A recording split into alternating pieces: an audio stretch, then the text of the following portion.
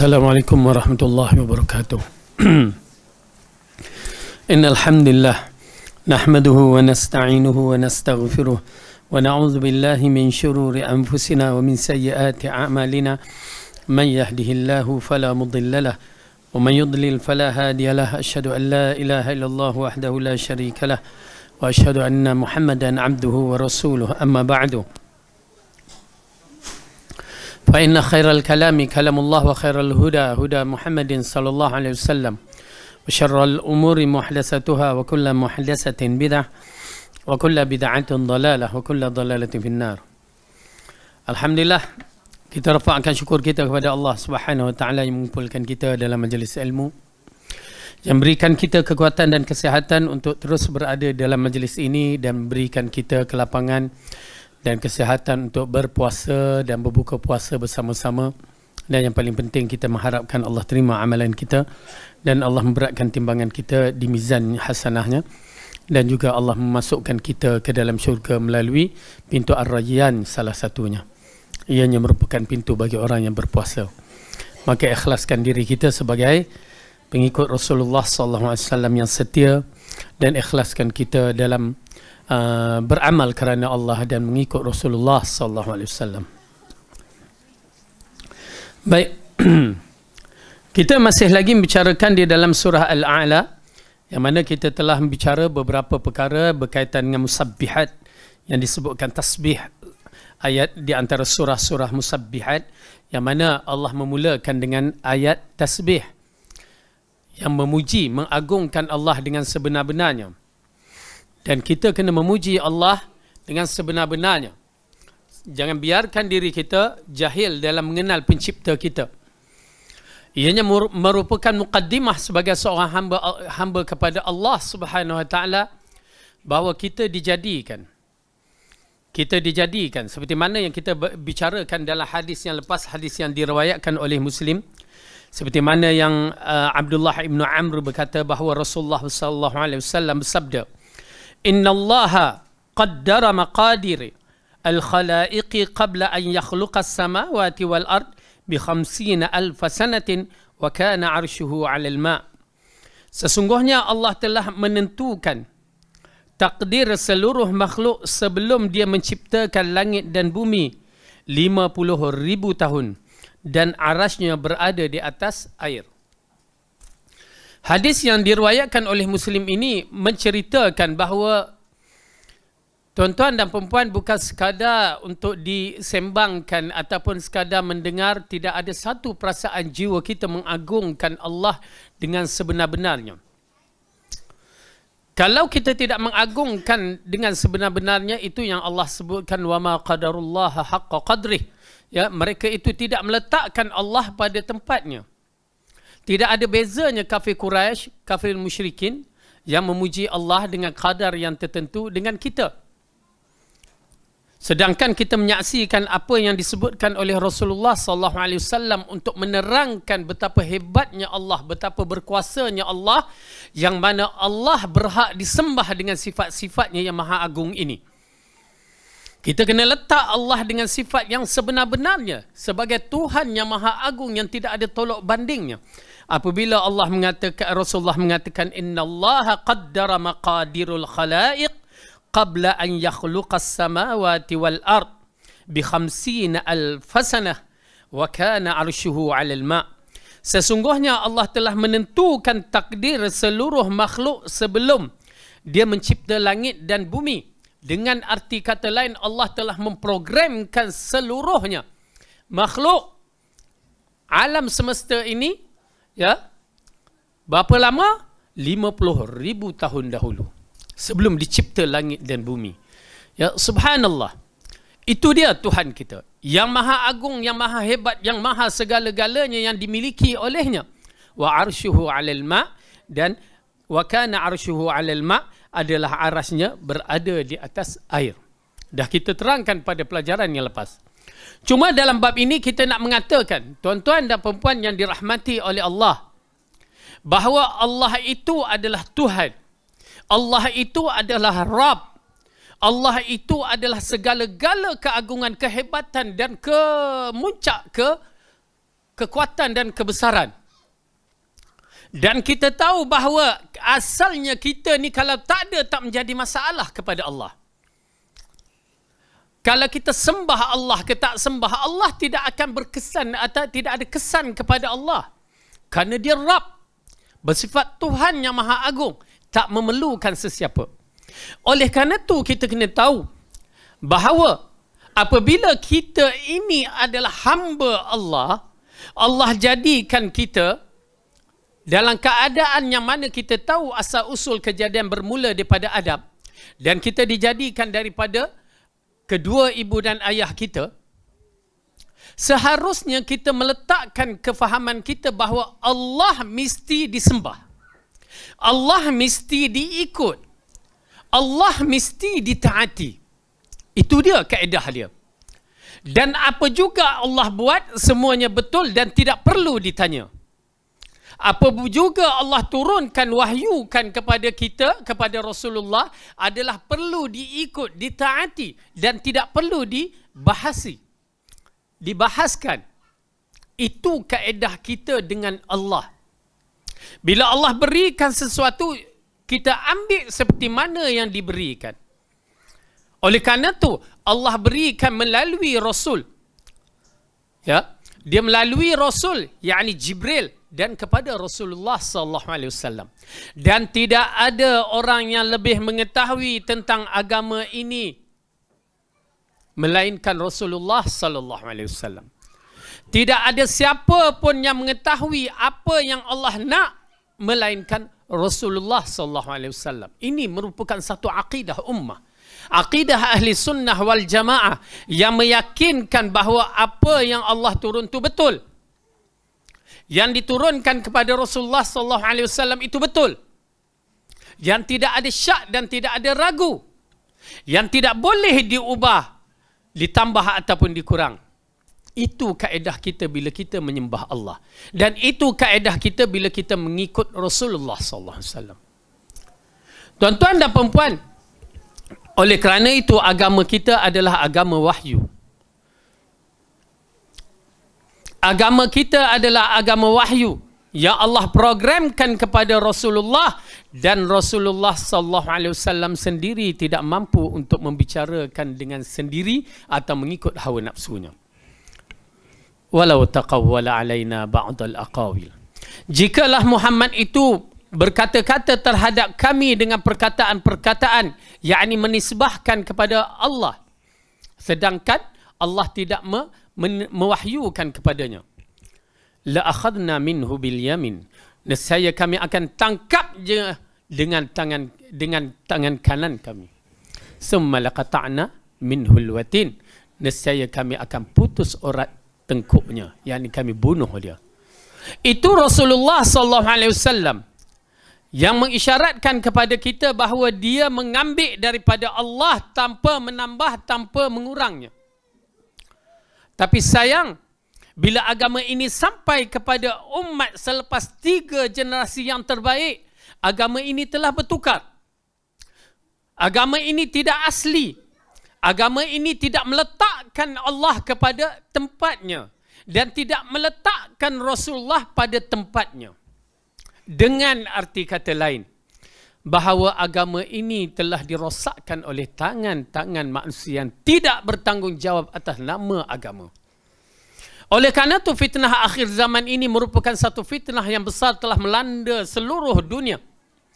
Termasuk fitnah yang datang ini adalah fitnah kepada umat Muhammad. Fitnah kepada masyarakat kita di Malaysia.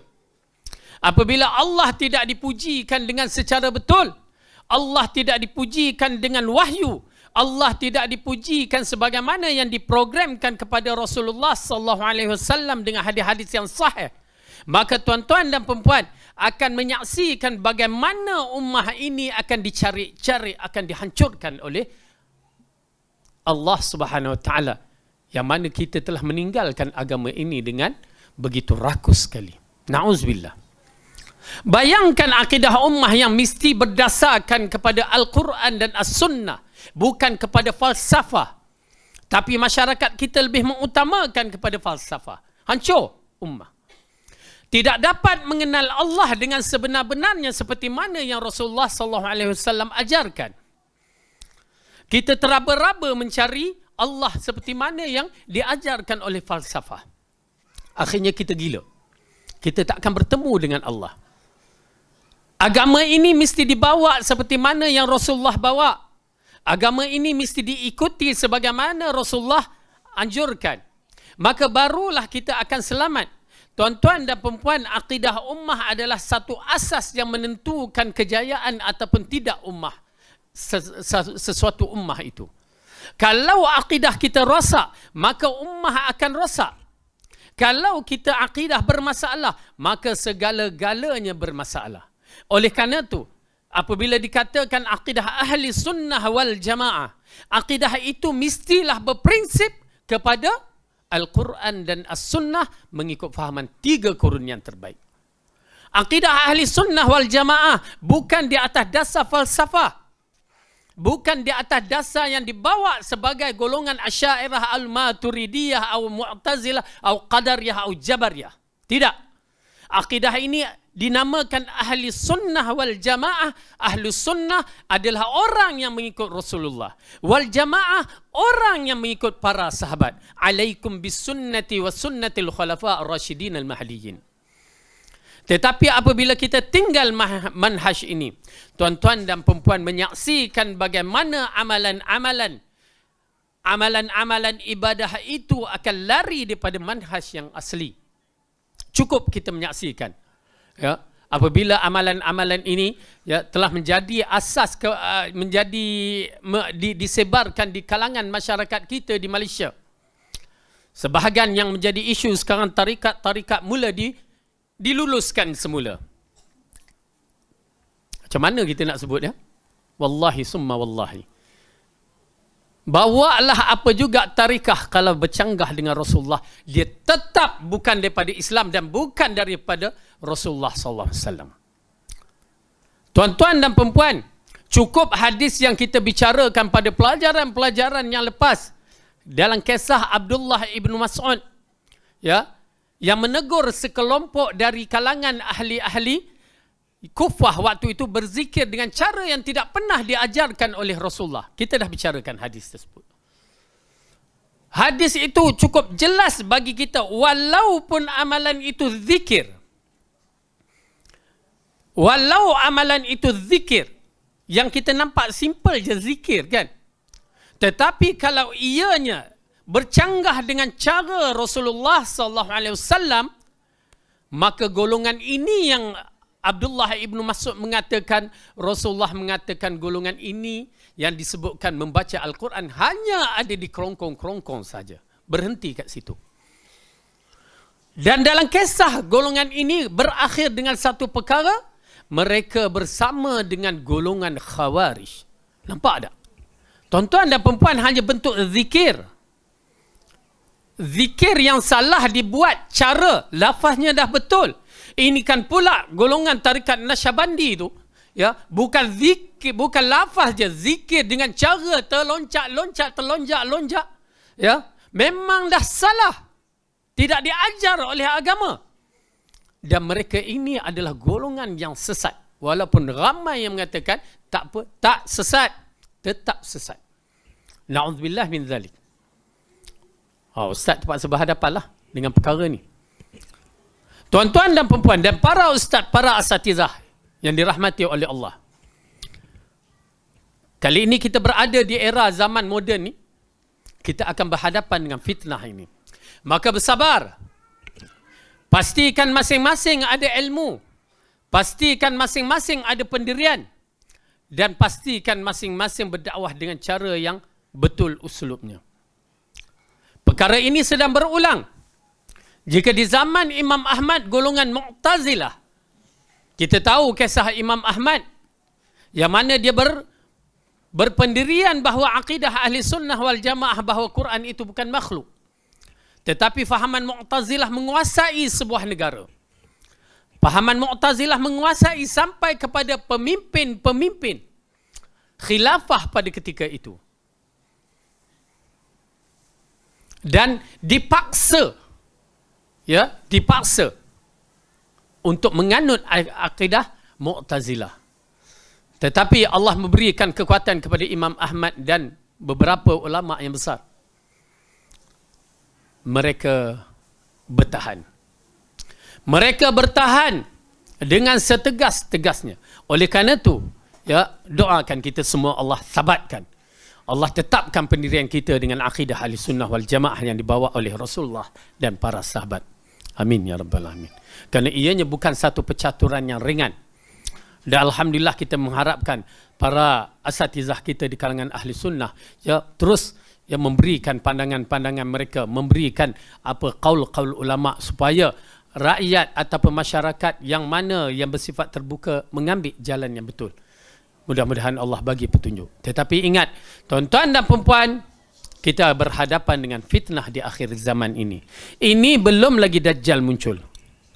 Dajjal belum muncul, tetapi agama telah menjadi hidangan masyarakat kita dengan begitu menarik sekali. Na'udzubillah, minta lindung kepada Allah, ya, minta lindung kepada Allah dari kehancuran agama kita. Jadi tuan-tuan dan puan-puan, kita kena sabat dalam bab ini, sabat. Mungkinlah zaman kita bukan seperti zaman imam-imam yang besar dan kekuatan ilmu kita pun tidak seperti imam-imam yang besar. Pada zaman dahulu boleh dipaksa, tetapi pada zaman sekarang tak boleh paksa. Dan mungkin zaman dahulu boleh dibunuh, tetapi zaman sekarang tak ada dibunuh. Ya, sekadar penjara aja, ya, tak menjadi masalah. Cuma yang kita katakan sabat, kena ada tegas pendirian kita dalam mempertahankan Al-Quran dan As-Sunnah. Kenapa? Ini adalah persoalan iman yang menentukan syurga ataupun nerakanya kita, dan beruntung bagi mereka yang istiqamah mempertahankan iman mereka. Baik. Apabila Allah menceritakan di dalam ayat Al-Quran yang disebutkan dalam ayat ini, wallazi qaddara fahada, ya, yang mana Allah tetapkan lalu dia berikan petunjuk kepada kita untuk mengikut jalannya lurus ini. Kemudian Allah mengatakan wallazi akhrajal mar'a, yang berkaitan dengan tumbuh-tumbuhan yang dikeluarkannya ataupun rumput-rumput. Kemudian Allah mengatakan lagi faja'alahu ghussa'an ahwa. Semuanya kita telah terangkan pada pelajaran yang lepas, yang mana pada awalnya tumbuh-tumbuhan itu hidup, menumbuhkan rumput-rumputan, yakni semua jenis tumbuh-tumbuhan, lalu dijadikannya rumput-rumput itu kering kehitam-hitaman. Ibnu Abbas berkata tanaman itu mengering dan berubah, dan Mujahid, Qatadah dan Ibnu Zaid juga menafsirkan demikian. Dengan arti kata lain, kedudukan ya, makhluk-makhluk Allah ini dari sudut tumbuh-tumbuhan pun berbeza-beza keadaannya dan berbeza-beza kehidupannya. Tuan-tuan dan puan-puan, ini satu perkara yang menakjubkan kita. Allah jadikan makhluk-makhluk di kalangan kita ini, di antaranya tumbuh-tumbuhan, kehidupannya pun berbagai-bagai. Hanya Allah yang mengetahuikan kehidupan itu. Kemudian Allah menjadikan kita yang berbagai-bagai jenis, keturunan dan bangsa.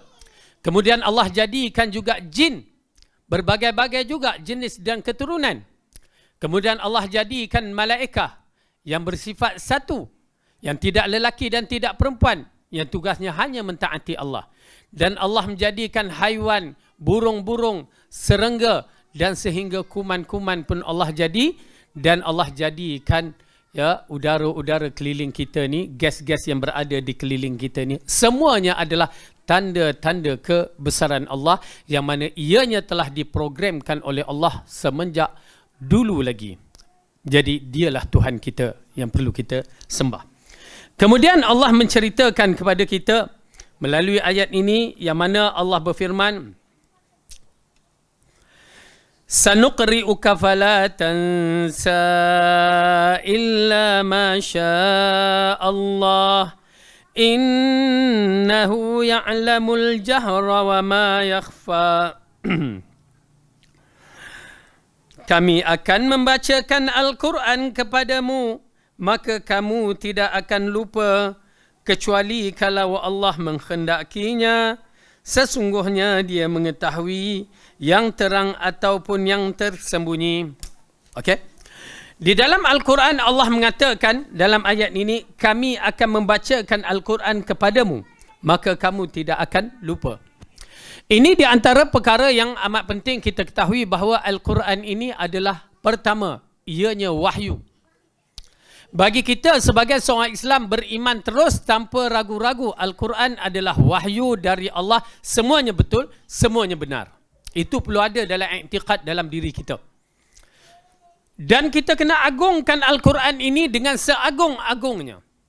Tetapi fitnah akhir zaman dengan gadget-gadget yang diberikan kepada kita ni, Allah pemudahkan, gadget-gadget lebih diagungkan dari Al-Quran. Seharusnya kita boleh khatam Al-Quran dalam bulan Ramadan. Kita tak mampu nak khatam disebabkan gadget-gadget ni yang menghalang. Tuan-tuan dan perempuan, para sahabat, para tabi'in tidak pernah meninggalkan Al-Quran walaupun sehari. Jangan biarkan diri kita walaupun satu muka surat tidak baca pada sehari. Na'udzubillah min zalik. Berarti kalau kita tak mampu untuk membaca sehari satu muka surat, berarti hati kita bermasalah sebenarnya. Hubungan kita dengan Allah bermasalah. Kerana ia adalah hubungan kita dengan Allah. Kalau kita membaca Al-Quran tidak merasakan keagungan, kemanisan membaca Al-Quran. Oleh kerana itu kita galakkan. Memang membaca Al-Quran itu ada pahalanya, satu huruf, 10 pahala. Tetapi kalau kita membacanya dengan membaca terjemahan, memahaminya, maka di sana ganjarannya akan bertambah. Apatah lagi kita ikuti Al-Quran dengan keimanan, maka keyakinan kita bertambah, ganjaran pahala kita bertambah dan istiqamah kita akan bertambah. Ini kedudukan Al-Quran. Tuan-tuan dan perempuan, Al-Quran jangan ditinggalkan. Ia adalah wahyu Allah yang wajib kita jaga. Tak boleh baca Quran belajar. Kerana orang yang susah untuk membaca Al-Quran, ya Rasulullah mengatakan dia akan mendapat ganjaran 2 pahala yang besar. Orang yang dah boleh baca tu dapat pahala pun lagi besar. Oleh kerana itu baca. Di mana Rasulullah SAW mendapat Al-Quran pada bila? Diturunkan Al-Quran bila? Bulan Ramadan, syahrul Ramadan alladhi unzila fihi Al-Quran. Pada bulan Ramadan, pada malam Lailatul Qadar. Tetapi ianya diturunkan di Baitul Izzah, di atas langit sana, sebelum dia diturunkan ke bumi. Itu kedudukan Al-Quran yang diturunkan. Dan Allah mengatakan bahawa Quran ini adalah qaulan thaqila, perkataan yang berat-berat. Ya Allah katakan kepada Rasulullah SAW, ya, bahawa akan diberikan kepada kamu qaulan thaqila. Yang mana Aisyah menceritakan apabila Al-Quran itu diturunkan pada musim sejuk, waktu itu Rasulullah berada di atas unta, maka unta pun boleh terduduk, ya, kerana beratnya perkataan itu dan berpeluh dari Rasulullah SAW. Ini mengisyaratkan Al-Quran adalah perkataan yang berat. Kemudian, untuk menyampaikan risalah ini pun berat. Bukan senang apabila Rasulullah menyampaikan Al-Quran secara senyap-senyap. Kita menyampaikan Al-Quran secara terang-terangan. Silat-silat masjid pasang Quran. Habis semua orang dengar. Kedai mamak pasang Quran. Tak kira siapa datang pun boleh dengar. Ya, tidak ada tentangan. Oleh kerana itu nikmat Al-Quran tidak terasa. Bahkan bila kita sendiri, ya, terlupa tentang hadis yang berkaitan dengan Al-Quran, kita pun tak ambil berat sangat. Sedangkan Al-Quran ini yang akan menentukan di antara darajat-darajat kita di syurga nanti. Sayang, apabila Rasulullah mengingatkan kepada kita, seorang itu berada di akhirat kelak, diarahkan membaca Al-Quran seperti mana kamu membacanya di dunia. Warattil kamar rattalta fid dunya. Baca seperti mana kamu membacanya di dunia. Bila kita berhenti, dia kata irqi, tambahkan bacaan. Berhenti lagi, irqi, tambahkan bacaan. Lalu kita baca, dan bila berhenti, maka pembaca itu tahu kedudukan di syurganya nanti. Subhanallah. Kalaulah, dengan arti kata lain, kalaulah kita tak pernah khatam Al-Quran, berarti kita tidak akan mendapat satu kemuncak syurga yang tertinggi. Na'udzubillah min dzalik. Jadi tuan-tuan dan puan-puan, bacalah. Carilah masa. Takkanlah 24 jam itu tak ada masa 10 minit pun untuk Al-Quran. Ya, subhanallah. Kita berhubung dengan Allah begitu sekali. Ya, 24 jam kita Allah berikan masa, 10 minit pun tidak ada untuk Allah Subhanahu wa taala. Ya, na'udzubillah min dzalik. Baik. Jadi Al-Quran ini apabila Allah mengatakan kami akan membacakan Al-Quran kepadamu wahai Muhammad, kamu tidak akan lupa. Ini di antara kelebihan yang Allah berikan confirm, ya, bahawa Rasulullah apabila dia membaca tidak lupa. Kecuali ayat-ayat yang tertentu yang mana Allah nak lupakan, lupa. Ya, kita ni ya memang terlupa selalu. Kena pula tua-tua baru nak ngapai, lagilah pelupa. Ya. Di mana Allah menceritakan tentang ayat-ayat yang mana ayat-ayat yang pernah diajar maka dihilangkan, maka itulah dikatakan lupa. Okey, kita tengok kepada surah Al-Baqarah.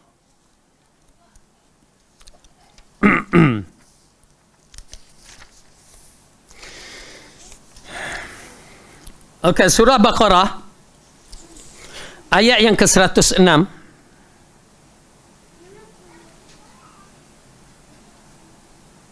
Okey, ini di antara ayat yang disebutkan ayat yang dilupakan, kerana ada Al-Quran ayat-ayat itu ya, yang mana dinasikh wal mansuh. Ayat yang kalau kita belajar ilmu nasikh wal mansuh dalam usul tafsir, ayat itu dilupakan, ayat itu dihilangkan. Bukan lupa saja, dihilang dalam ingatan Rasulullah dan para sahabat. Dan Al-Quran akan hilang di akhir zaman. Tuan-tuan dan perempuan, jangan biarkan kita tidak habis khatam Al-Quran. Sampai akhir zaman tiba-tiba Al-Quran itu akan dihilang dari hati-hati manusia. Dari Quran-Quran baru kita nak baca, habis dah ganjaran pahala. Tak ada apa-apa dah. Okey? Maka ayat dalam surah Al-Baqarah ayat 106 Allah berfirman, a'udzubillahi minasyaitonir rajim. Ma nansakh min ayatin aw nunsiha na'ti bi khairin minha aw mithliha alam ta'lam anna Allah ala kulli syai'in qadir. Mana-mana ayat yang kami nasahkan atau kami jadikan manusia lupa kepadanya, kami datangkan yang lebih baik daripadanya atau yang sebanding dengannya. Tidakkah kamu mengetahui bahawa sesungguhnya Allah Maha Kuasa segala sesuatu? Ya. Ayat ini mengisyaratkan bahawa ada ayat yang telah dipadamkan.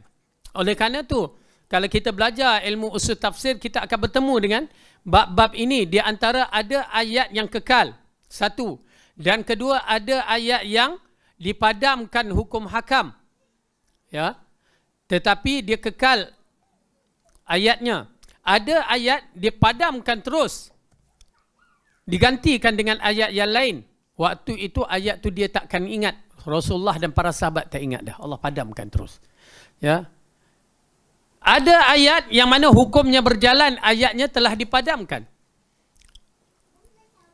Seperti mana dalam ayat berkaitan dengan wanita yang berzina dihukum rejam. Ataupun lelaki yang berzina yang dah berkahwin dihukum rejam. Sayyidina Umar mengarahkan. Dia mengatakan, sesungguhnya ayat ini ada di zaman Rasulullah dan kami jalankan hukumannya. Tetapi dia telah dimansuhkan ayat, namun hukum tetap berterusan. Okey? Jadi, ayat-ayat ini di antara ayat yang mana Allah mengingatkan kepada kita, ya, kalau orang-orang yang tidak beriman akan mempertikaikan, kenapa Allah buat begini, begini. Ini kaedah-kaedah, ya. Ambil kaedah-kaedah ini. Tuan-tuan dan perempuan, bila agama itu dalil ada, kita cuba mempertikaikan. Sama ada dua sifat. Sama ada sifat itu adalah orang kafir, yang kedua sifat itu adalah orang munafik. Dia takkan lari daripada dua perkara itu. Sifat munafik ataupun sifat orang kafir. Kenapa kalau kita menyaksikan ayat-ayat Al-Quran, Bagaimana orang kafir mempertikaikan setiap apa yang berlaku. Kenapa Allah bagi misal ya dengan lalat, dengan ba'udah, dengan nyamuk? Kenapa Allah bagi misal begitu dan begini? Kenapa? Mereka mempertikaikan. Orang munafik pun begitu juga, mempertikaikan. Oleh kerana itu, tuan-tuan dan puan-puan, berlatih pada diri kita, bila datang firman Allah, bila datang hadis Rasulullah yang sahih, as-sam'u wa ta'ah. Kalau tidak, kita akan termasuk dalam kategori dua ni, munafik dan kafir. Dan dua-duanya ahli neraka. Ya. Jadi oleh kerana itu, dalam bab ini amat penting untuk memastikan kedudukan iman kita. Ya, sama ada iman kita bersungguh-sungguh kepada Allah ataupun tidak. Kalau kita mula mempertikaikan, ramai yang mempertikaikan. Dan akhirnya itulah yang jadi kepada masyarakat kita, ya, yang asli, yang ori telah ditinggalkan. Maka datanglah kita ambillah berbagai-bagai amalan yang muncul balik, yang telah diharamkan, yang telah disesatkan. Ya, tuan-tuan, perempuan akan menyaksikan apa berlaku selepas ini. Ya. A'udzubillah, na'udzubillah. Ya, bila kita lihat Tarekat Naqsyabandiyah Al-Aliyah itu dibenarkan, akan saksikanlah pemujaan manusia kepada kubur, kejahilan itu bertambah, puja pada tu, takut itu, takut ini, ya. Sedangkan kita hanya takut kepada Allah. Dan mereka ini adalah yang dikatakan sebagai golongan, ya, golongan Ruwaibidah, yang mana yang membenarkan perkara-perkara yang tak dibenarkan oleh syarak. Na'udzubillah min dzalik. Istiqamahlah. Apa yang penting, apa yang ada pada kita ni istiqamah. Kemudian dalam bab ini Allah mengatakan, ya, supaya kita faham elok-elok, ingatkan bahawa Al-Quran itu Rasulullah tidak pernah lupa dan Rasulullah tidak pernah silap. Kemudian Allah mengatakan, sewaktu Rasulullah cuba nak menjaga Al-Quran ni, tahu tak bagaimana Al-Quran ini diprogramkan kepada Rasulullah SAW? Kita tahu wahyu kan? Macam mana wahyu? Wahyu yang Rasulullah dapat. Bagaimana tiba-tiba Rasulullah boleh baca, ya, dengan lancarnya? Ya, okey. Alhamdulillah, Allah bagikan teknologi itu di depan mata kita. Di antara wahyu-wahyu yang Rasulullah miliki, ya, siapa pernah tengok orang kena rasuk? Ada tak pernah tengok kena rasuk? Tak pernah kena tengok? Tak pernah kena tengok. Tak pernah tengok. Ya. Ada yang tengok? Ya, secara kasar orang yang rasuk tu akhirnya dia berbicara kan? Dia bicara ke jin tu bicara? Ya. Rasukan itu berlaku apabila jin tu masuk ke dalam tubuh badan orang tersebut. Maka orang itu dirasuk. Dan program yang Rasulullah SAW miliki di antaranya, wahyu yang Jibril datang itu ialah melalui bukan rasukan tetapi begitu kedudukannya. Seolah-olah di dalam tubuh Rasulullah itu berlaku satu macam kita tekan komputer download. Ya, download tu dia transfer. Kan? Kita tunggu je kat komputer sampai selesai. Dan begitu juga Rasulullah SAW, proses itu berlaku kepada dia. Sehingga kadang-kadang dia nak mempercepatkan hafalannya. Lalu Allah tegur dia. Allah tegur seperti mana yang disebutkan dalam surah Al-Qiyamah. Ya. Muka surat 577, surah yang ke-75, ayat yang ke-16. A'udzubillahi minasyaitonirrajim. La tuharrik bihi lisanaka lita'jala bih. Inna 'alaina jam'ahu wa qur'anah. Fa idza qara'nahu fattabi' qur'anah. Thumma inna 'alaina bayanah. Janganlah kamu gerakkan lidahmu untuk membaca Al-Quran kerana hendak cepat-cepat menguasainya. Sesungguhnya atas tanggungan kamilah yang mengumpulnya di dalam dadamu dan membuatmu pandai membacanya. Apabila kami telah selesai membacanya, maka ikutilah bacaan itu. Kemudian sesungguhnya atas tanggungan kamilah penjelasannya. Okey. Dalam ayat ini jelas menunjukkan bahawa Rasulullah sendiri ditegur supaya jangan tergopoh gapah membacanya. Ini di antara ada adab penuntut ilmu yang menghafal Al-Quran. Dia tak boleh tergopoh gapah. Kadang-kadang dia nak cepat habis. Tetapi bila cepat habis belum tentu lekatnya kuat. Itu satu bab. Ya. Kemudian jangan tergopoh gapah sampai hilang huruf makhraj. Ya, hukum tajwidnya. Kenapa? Karena Allah yang arahkan kita membaca dengan tartil. Warattilil Qur'ana tartila.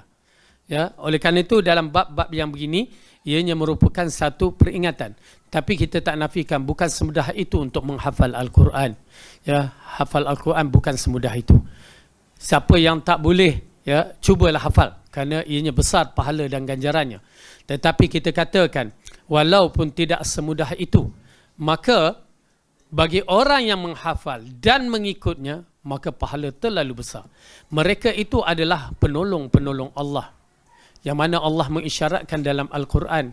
Mereka yang menjaga Al-Quran, menghafal Al-Quran, mengikut Al-Quran dan As-Sunnah, mereka adalah pembantu-pembantu Allah Subhanahu Wa Taala di muka bumi. Ahlul Quran, ahlullahu khasata. Ahlul Quran adalah mereka orang-orang yang terpilih di sisi Allah. Ya, ini kelebihan orang yang menghafal dan menjaga Al-Quran. Oleh kerana itu, cuba. Ya, cuba. Kerana generasi-generasi awal di zaman Rasulullah SAW, ya, selepas Rasulullah diwahyukan, kita menyaksikan semua para sahabat menghafal Al-Quran. Cuba menghafal Al-Quran, cuba menghafal Al-Quran. Sayyidina Umar waktu itu umur 30 tahun ke atas pun mula menghafal Al-Quran. Di kalangan para sahabat ada yang menghafal umur 50. Subhanallah. Boleh tuan-tuan dan perempuan. Ya, boleh. Tapi nak ke tak nak, itu je. Ustaz lah, ustaz tak apalah. Siapa kata? Anak dulu macam antum je. Lepas SPM pun. Anak bukan mengaji agama. Pula, sudah. Anak aliran sains. Anak berubah. Terus dengan izin Allah, mak anak kata pergi belajar agama. Bebaskan mak dari neraka. Itu je ucapan dia. Anak pergi belajar. Ya, alhamdulillah. Taat pada mak. Allah bagi kita. Tapi dalam tu anak berdoa, ya Allah bagi aku tamadun ilmu. Tamadun ilmu. Minta. Ya, nak faham Quran dan As-Sunnah. Akhirnya duduk di Pakistan 6 tahun. Di situ dapat. Tapi dapat bahasa Arab dengan belajar kitab. Ya, sampai BA. Buat kat situ, balik, pergi sekolah tahfiz, ngajar sekolah tahfiz. Kerja kat Saudi 2 tahun, lepas tu balik tu mengajar sekolah tahfiz. Mengajar sekolah tahfiz, belum hafiz Al-Quran, baru 10 juzuk. Kahwin pula tu, Allah, macam adalah orang alasan tu, dah kahwin ustaz, kan, mana nak ngapai Quran, ngapai nama anak pun susah, kan. Tuan-tuan dan perempuan, umur 30 tahun, saya pergi balik Pakistan. 30 tahun pergi balik Pakistan, hafal Al-Quran, memang letih lah. Ya, bila kita dah kahwin memang letih, dari sudut ekonomi satu masalah, anak bini sakit satu masalah. Bawa budak waktu tu saya teringat, bawa budak seorang tu 11 tahun, seorang lagi 15 tahun. Yang budak 11 tahun 3 tahun habis. Yang 15 tahun tak habis-habis, lok-lak punya pasal. Ya, yang saya 30 tahun, berapa lama habis? Dah tua. Alasan tu kuat tu, dah tua, kan? 5 tahun. Tapi habis, alhamdulillah. Berarti boleh. Jadi dengan arti kata lain, nak ataupun tak nak. Salah seorang imam di Masjidin Nabawi, ya, yang mengajar, dia mengatakan, saya menghafal Quran umur 50 tahun. Subhanallah. 50 tahun. Berarti kita boleh. Ya, boleh bang? Jangan bini kacau dah. Ya, boleh. Berarti kita boleh. Hafal sikit-sikit, hafal sikit-sikit. Jangan banyak-banyak. Banyak-banyak nanti takut tak larat. Ya, hafal sikit-sikit. Kerana dia memerlukan ulangan-ulangan. Tetapi di zaman Rasulullah, zaman tabi'in, para sahabat radhiyallahu anhum, yang mana kecil-kecil mereka telah menghafal Quran. Masyhur di zaman tabi'in, budak-budak yang bawah 10 tahun, 8 tahun, 9 tahun, mereka telah hafiz Al-Quran. Kerana zaman itu adalah zaman ilmu. Ya, dan sistem mereka adalah sistem menghafal. Itu pasal bila kita baca imam-imam yang besar, Imam Bukhari, Imam Muslim, Sunan, imam-imam hadis, imam-imam fiqh, semuanya bermula pada umur 10 tahun dah habis Al-Quran. Al-Quran hafiz. Kemudian mereka yang seperti Ibnu Hajar Al-Asqalani digelarkan Al-Hafiz tu bukan hafiz Quran. Hafiz tu dah lama dah tak ada apa-apa bagi mereka. Ya, tetapi hafiz hadis. Tu dah. Oleh kerana tu jadikan. Jangan biarkan generasi anak-anak kita langsung tidak mengenali Allah, tidak mengenali Al-Quran. Malu di depan Allah nanti. Ya. Ajar, biar orang nak kata apa, katalah. Tuan-tuan dan perempuan, orang nak kata, biar dia kata. Kita membicarakan perjalanan kita di hari tua dan perjalanan kita di alam mahsyar nanti, di dalam kubur dan di mahsyar nanti. Hanya amalan-amalan soleh ini sahaja yang kekal dengan kita. Anak-anak yang soleh, yang mendoakan kita, yang beramal dengan amalan yang kita ajar. Oleh kerana itu Al-Quran jaga. Kalau kita tak boleh menghafal Al-Quran, jangan biar anak kita tidak boleh menghafal Al-Quran. Buat, lepas tu kita bimbing sebaik-baik yang mungkin. Pentingnya kita berjemaah. Kerana apa? Di situ anak-anak kita akan bergabung. Puncanya apabila kita tidak berjemaah ini, itu yang anak-anak kita ke sana, ke sini, ke sana bercampur dengan orang liar ni, akhirnya dia pun menjadi liar. Tapi nasib baik ada bekalan solat dengan Quran. Tapi kita cuba. Kita cuba jadikan tamadun kita tamadun Islam, masyarakat Islam yang membawa Quran dan Sunnah. Jangan biarkan anak-anak kita kosong. Jangan malu anak-anak kita tak ada ya ilmu dunia yang dikatakan. Kalau kita tengok pun, maaf saya kata, ya, semenjak pandemik ni, ya, berapa ramai kelulusan tinggi, kat mana tempat dia? Walaupun dah kerja begitu tinggi, akhirnya tak ada apa-apa. Sudahnya menganggur, sudahnya kerja yang bagi saya itu tak menjadi masalah. Janji dia bekerja. Tu je bagi saya, kaedah saya, ya, istilah penganggur tidak ada. Mu dapat jawatan tinggi, alhamdulillah. Jawatan rendah pun alhamdulillah. Menunaikan fardu kifayah. Itu bagi saya tak menjadi masalah. Tetapi nak menceritakan bila seorang itu berkelulusan tinggi misalan, tapi bila kita tengok bab agama tak tahu langsung. Ya. Tak, kadang-kadang bila dia tidak bekerja, kat mana kelulusan kesudahannya? Ilmu agama tak ada. Maaf ya, ini kita bicara dari hati ke hati, yang mana pernah seorang perempuan yang dah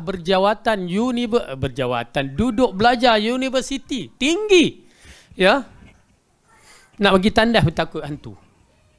Satu.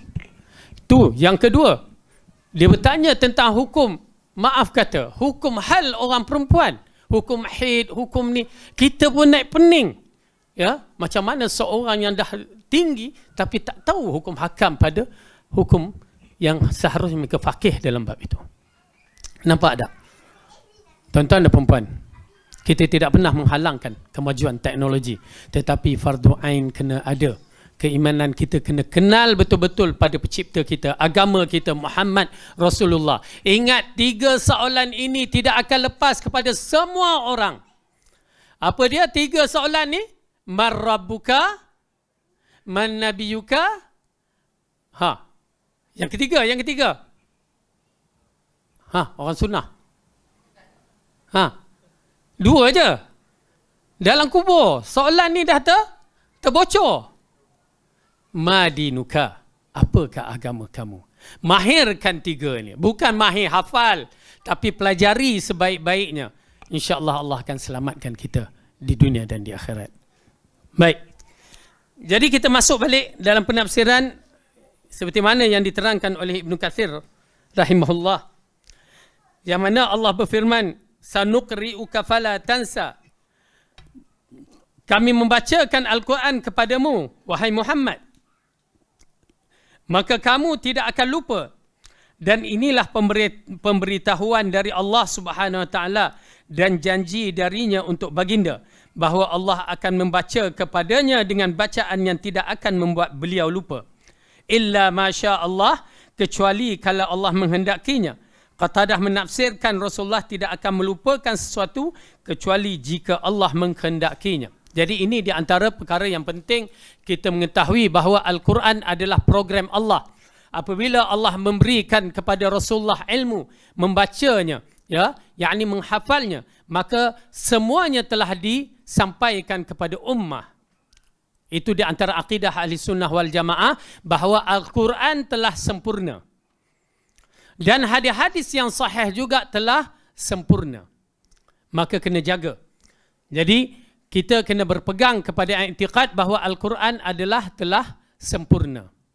Cuma akan berlaku satu pertanyaan, ya, perkara-perkara yang menjadi isu tentang berkaitan dengan Al-Quran, Al-Hadis. Rasulullah mengatakan Ahlul Quran. Dia tak sebut Ahlul Hadis. Kan? Tuan-tuan dan perempuan, Al-Quran tidak mampu untuk berdiri dia semata-mata tanpa ada hadis yang mentafsirkannya. Faham kan? Al-Quran kalau dibaca, dia tidak mampu untuk diterangkan, melainkan hadislah yang menerangkan Al-Quran. Seperti contoh, apabila Al-Quran mengatakan aqimus solah, dirikan solat. Macam mana dirikan solat?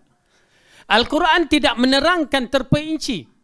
Bermula dengan takbiratul ihram. Mana kita jumpa dalam Al-Quran takbiratul ihram? Tak akan jumpa. Beratus kali baca pun tak akan jumpa. Ya? Al-Hadislah yang mentafsirkan Al-Quran. Itu pasal Al-Quran dan hadis tidak boleh dipisahkan. Tak boleh sama sekali. Okey? Jadi oleh kerana itu, bila Al-Quran mengatakan begitu, penafsiran yang pertama sekali adalah hadis. Jadi kedua-dua itulah melambangkan ahli Al-Quran, ahli Allah khasata. Tetapi golongan-golongan mustasyrikin ataupun golongan orientalis, mereka cuba mengelabui mata umat Islam dengan mengatakan isunya berkaitan dengan hadis. Hadis yang bermula penulisannya selepas 100 tahun wafatnya baginda. Ya, itu yang menjadi isu. Ramai yang menjadi pemikiran liberal tu disebabkan gangguan-gangguan yang begini. Apabila dikatakan hadis dikumpul selepas 100 tahun. Ya. Sedangkan mereka tahu ke bahawa para sahabat dan para ulama dahulu cara menghafalnya bukan cara kita menghafal. Para sahabat mampu menghafalnya dengan begitu banyak kerana zaman itu adalah zaman menghafal. Kita bagi surah satu baris saja rasanya. Imam Bukhari duduk depan tok guru dia. Tok guru dia baca hadis, terus masuk dalam minda dia. Terus lekat. Kita duduk macam mana, berapa kali duduk pun tok guru baca hadis tu ulang-ulang, kita tak faham-faham. Dia tak hafal pun. Itu bezanya. Itu pasal bila orang mempertikaikan, ya, kita tanya dia bagaimana kedudukan hafalan mereka. Hafalan mereka pun tonggal-langgar. Al-Quran pun mereka tak hafal. Bahasa Arab pun tak faqih. Cuba nak bicarakan tentang hadis. Ya, ini di antara golongan anti hadis, ya, jahat. Na'udzubillah min zalik. Baik, ala kulli hal. Apabila kita menyaksikan dalam Al-Quran ini, ya, Allah menceritakan bahawa bila dia mengarah, dia mengatakan bahawa kami akan membacakan Al-Quran kepadamu dan kamu tidak akan lupa, maka Rasulullah tidak akan lupa sama sekali, dan inilah Al-Quran yang berada pada sisi kita. Ada pun pendapat mengatakan maksud dari firman Allah Subhanahu Wa Taala, maka kamu tidak akan lupa, adalah tuntutan agar beliau tidak melupakannya. Sedangkan makna pengecualian atas hal itu ialah berkaitan dengan ayat-ayat dinasahkan, yakni dihapuskan oleh Allah. Yakni engkau janganlah melupakan apa yang kami bicarakan kepadamu, kecuali jika Allah menghendaki mengangkatnya, yakni menasahkannya, maka tidak mengapa engkau membiarkannya. Okey. Jadi dalam ayat ini mengisyaratkan kepada kita adanya ayat nasikh wal mansukh. Kemudian tuan-tuan dan perempuan, Rasulullah SAW mengkhatamkan Al-Quran pada tiap-tiap bulan Ramadan sekali. Ya, kecuali pada tahun baginda wafat. Yang mana tahun baginda wafat, dia mengkhatamkan sebanyak 2 kali. Secara kasar seluruh tu, ya, dia mengkhatamkan Al-Quran beberapa kali, tetapi nak menceritakan khas untuk pada bulan Ramadan. Oleh kerana itu kita cuba mengkhatamkannya walaupun sekali. Ya, sekali. Tapi adakah sekali sebulan Ramadan atau sekali seumur hidup? Itu je. Ya, kalau boleh janganlah sekali seumur hidup. ya, sekali sebulan Ramadan tu insya-Allah, dan pada bulan-bulan lain pun kita akan mengkhatamkannya. Jadi insya-Allah cukup sampai di sini kot. Ya, kita nak buat tarawih lagi. Ya, imam tu dah ada dah. Ya, insya-Allah yang baik itu datang daripada Allah, salah silap dari saya sendiri. Aqulu qawli hadza wa astaghfirullah li wa lakum. Assalamualaikum warahmatullahi wabarakatuh. Subhanakallahumma bihamdika.